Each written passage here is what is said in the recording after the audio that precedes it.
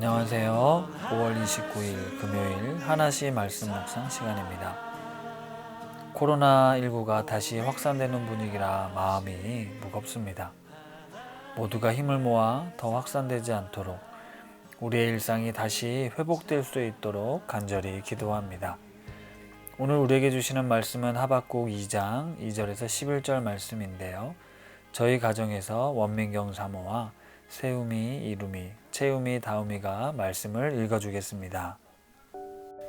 여호와께서 내게 대답하여 이르시되 너는 이 묵시를 기록하여 판에 명백히 새기되 달려가면서도 읽을 수 있게 하라.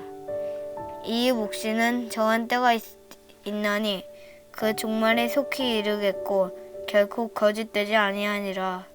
비록 더딜지라도 기다리라. 지체되지 않고 반드시 응하리라.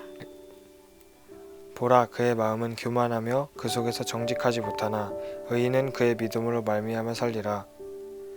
그는 술을 즐기며 거짓되고 교만하여 가만히 있지 아니하고 스울처럼 자기의 욕심을 넓히며 또 그는 사망 같아서 족한 줄을 모르고 자기에게로 여러 나라를 모으며 여러 백성을 모으나니 그 무리가 다 속담으로 그를 평론하며 조롱하는 시로 그를 풍자하지 않겠느냐. 곧 이르기를 화 있을진저 자기 소유 아닌 것을 모으는 자여 언제까지 이르겠느냐.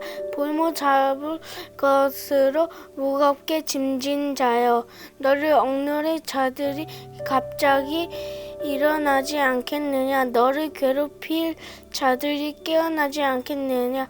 네가 그들에게 노략당하지 않겠느냐.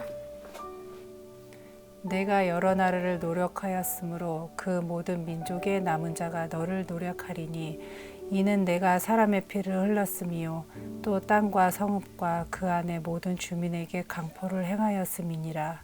재앙을 피하기 위하여 높은 데 깃들이려 하며 자기 집을 위하여 부당한 이익을 취하는 자에게 화 있을진저. 내가 많은 민족을 멸한 것이 내 집에 욕을 부르며 내 영혼에게 죄를 범하게 하는 것이 되었도다. 담에서 돌이 부르짖고 집에서 들보가 응답하리라. 하박국 선지자가 하나님께 두 번째 질문을 던지고 답을 기다리고 있습니다. 그 질문의 핵심은 이것인데요. 하나님, 이스라엘의 잘못을 심판하시는데 어떻게 이스라엘보다 더 악한 바벨론을 통해 심판하실 수 있습니까? 라는 것이었습니다. 하박국 선지자가 기대했던 답변은 이스라엘 안에 신실한 믿음의 사람들이 있었기에 그들을 생각하셔서 악인과 죄인들을 하나님께서 친히 심판하시겠다는 답변이었습니다.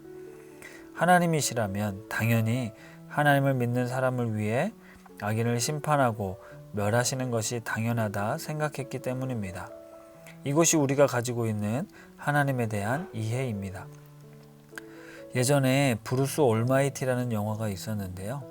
하는 일마다 잘 안 되던 주인공이 신에게 원망과 불만을 토해내자 그럼 네가 한번 신이 되어봐라 하면서 그에게 신적인 능력을 주었습니다. 그 중에 인상 깊었던 내용이 하나님께서 하루에도 수십 수만 건의 기도를 들어주신다는 사실입니다. 그게 얼마나 복잡하고 힘들고 어려운 일인지 주인공이 알게 되죠. 이 세상을 주관하고 다스리시는 하나님을 감히 작고 작은 내가 어떻게 다 이해할 수 있을까요? 우리가 하나님의 공의로우심과 자비로우심을 믿을 때 항상 우리는 우리의 한계와 우리의 삶의 경험 속에서 해석을 하게 됩니다. 하박국 선지자의 질문에 하나님께서 응답하십니다. 왜 바벨론을 심판의 도구로 사용하시는지에 대한 이유가 아니라 교만한 바벨론도 내가 반드시 곧 심판할 거다라는 말씀이었습니다. 오늘 본문의 뒷부분과 내일 본문에 바벨론에게 임할 심판의 메시지가 왜 그들을 심판해야 하는지에 대한 이유가 나오고 있습니다. 하나님, 어떻게 나보다 더 악한 사람이 나를 판단하고 심판할 수 있습니까? 이것은 틀렸습니다. 잘못되었습니다.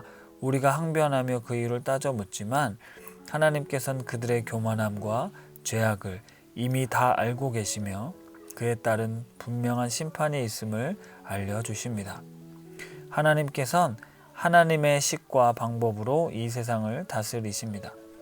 때로 이해하기 힘든 일이 발생하고 받아들이기 힘든 문제들이 내 삶에 찾아오지만 그 모든 것을 아신 하나님께선 우리에게 믿음을 요구하시고 믿음의 삶을 살도록 하십니다.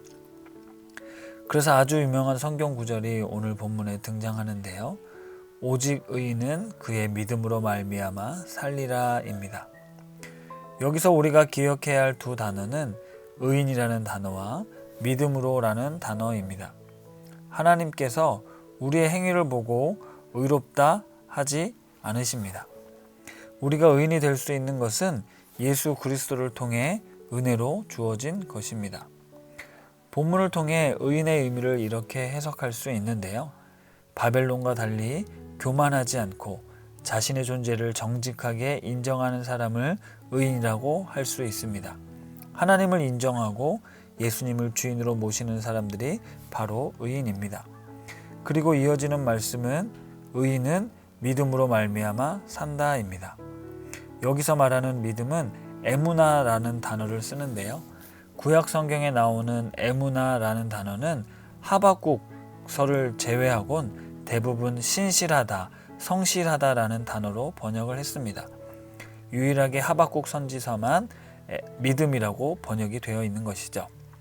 따라서 이 본문을 정확하게 이해하여 번역을 한다면 예수님을 주인으로 모시고 살아가는 의인들은 예수님을 믿는 믿음으로 인해 신실하게, 성실하게 살아가는 사람들이다 라고 할 수 있습니다. 믿음으로 말미암아 사는 것은 나에게 주어진 인생을 세상의 꾀와 요령으로가 아니라 세상의 힘과 능력을 의지함으로가 아니라 믿음으로 성실하게, 신실하게 하나님을 향한 믿음으로 살아가는 삶을 뜻합니다. 세상이 요동하고 흔들린다 할지라도 하나님이 살아계심을 믿고 하나님의 정의와 공의가 이루어질 것을 믿으며 이 땅에 하나님의 나라가 이루어질 것을 믿음으로 진실되고 성실하게 내 삶의 무게를 짊어지고 살아가는 높은 뜻 우신 가족들이 되기를 기도합니다. 말씀을 생각하며 함께 기도하겠습니다. 하나님, 때로 이해할 수 없고 받아들이기 힘든 일이 일어납니다. 억울하기도 하고 속상하며 하나님은 도대체 왜 이렇게 내버려 두시는지, 악인들을 왜 그대로 두시는지 이해하기 힘들고 어려운 일들이 우리 삶에 찾아옵니다. 그럼에도 불구하고 의인은 믿음으로 말미암아 살 것을 말씀하시니 하나님을 향한 나의 시선이 흔들리지 않고 신실한 그리스도인으로서의 삶을 살기 원합니다. 하나님의 때와 방법을 신뢰하며 믿음으로 살게 하옵소서. 함께 기도하겠습니다.